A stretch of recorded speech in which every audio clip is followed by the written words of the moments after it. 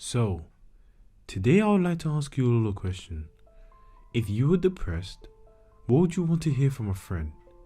I want you to keep your answer in your head throughout the video.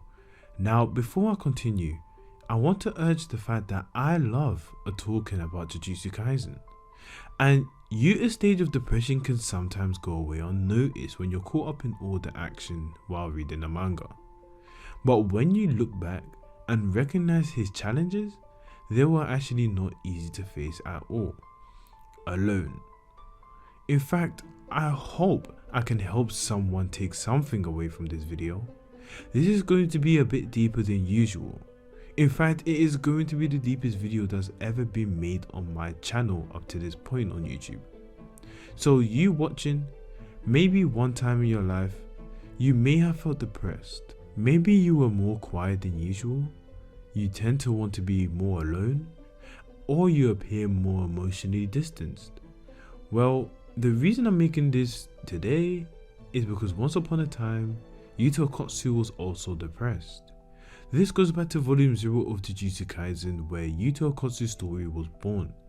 It does not start like your typical shonen. In fact, it started off terribly. Yuta Okkotsu was at school and he was getting bullied. He started off this chapter uttering the words, "You can't," and "stop it." Bullying is something so sinister and should be put in the grave. No one should bully, ever.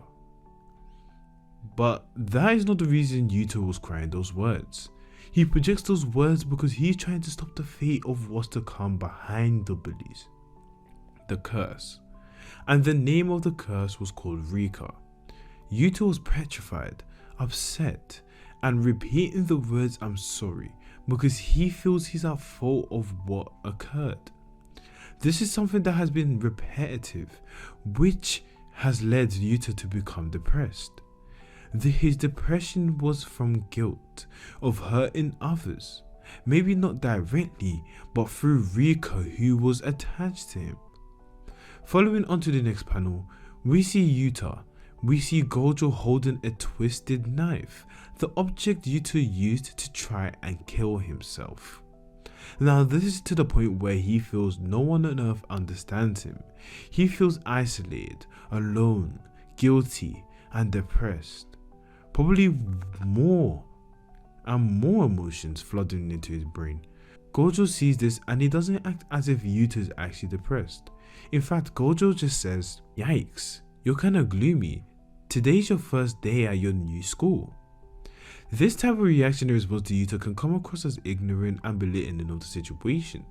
But knowing Gojo is very perceptive, he lets Yuta know the honest cold truth about his curse, emphasizing that if Yuta doesn't want to come outside to prevent hurting people, he will be lonely.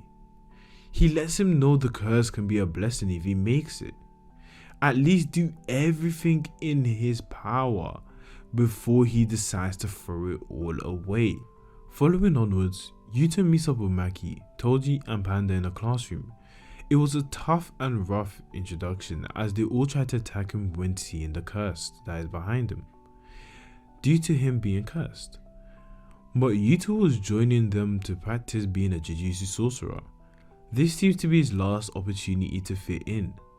He might find people that understand him, but he encounters Maki, who says to him, "You were bullied, weren't you? I'd pick on you too. You act like a good person, but it feels fake. It's gross. You're protected, so why play victim?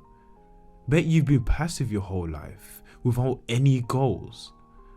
Now, from the outside looking in, this seems to be very harsh.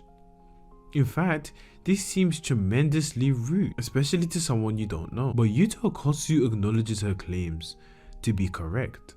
This makes you wonder, for someone who is having such a mental battle with themselves, he is self-aware of his actions and has been called out of his non-genuine ways. This is very similar to the everyday life in where we may be chilling with our friend and we could have the best time ever. You could be laughing, partying, you name it. But among the midst of this, Your friend could be going through something very difficult at home, or he could just be depressed. Therefore, it is important to truly understand and check on your peers on a real heart-to-heart basis. Sometimes it takes more than just an automatic "how are you" for someone to respond genuinely. But in Yuta's case, Maki had an intuition that Yuta's behavior was odd. Which leads us to the first team mission. This mission was set by Gojo, and it was to bring out the true power of Yuta. He was stuck with Maki, and the plan was to exercise a cursed spirit. When Maki and Yuta get attacked, they were eaten up by a cursed spirit which was deemed poisonous. This caused two kids and Maki to gradually erode as they are about to die. Maki was stressed and asked Yuta in a cry, "Why did you enroll at Jujutsu High? To do what? What do you want? What do you expect?" This is where we get the Yuta Okkotsu we know now. This is where it all started. He says to Maki that he doesn't want to hurt anybody anymore. He doesn't want anyone to be in pain. He wants to be with people. He wants to be relied on by somebody. He wants to believe it's okay to keep living. This was a heavy weight of pressure and stress of Rika, which made him not himself. He genuinely wanted not to be isolated, crawl out of this invisible cage and break free. This leads him to trust Rika and actually aim, which actually results to them breaking out. This actually leads to them defeating the enemy cursed spirit, and this was the help of Rika, in which case it went from a curse into a blessing. Alright, so remember the question I asked you in the beginning of the video? Now, when it comes to depression, there's a lot of friends or family that try and cheer you up and say just do something fun. This can work, but not with everyone. Do not always tell people what you think they want to hear, because most of the time, they don't take it in. Tell them what they need to hear. Throughout this video, there's been a common theme of tough love and a look of cold-heartedness from Yuta's friends and teacher. This is mainly due to the fact that in this world, many people will struggle. No one is going to think that the world's all sunshine and rainbows, but it's how you make the most of it.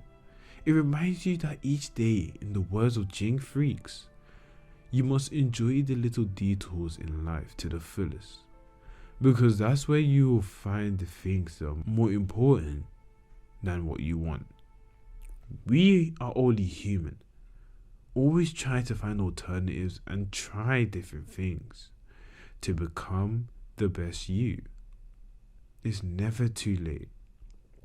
Never ever too late. GX Xiao signing out.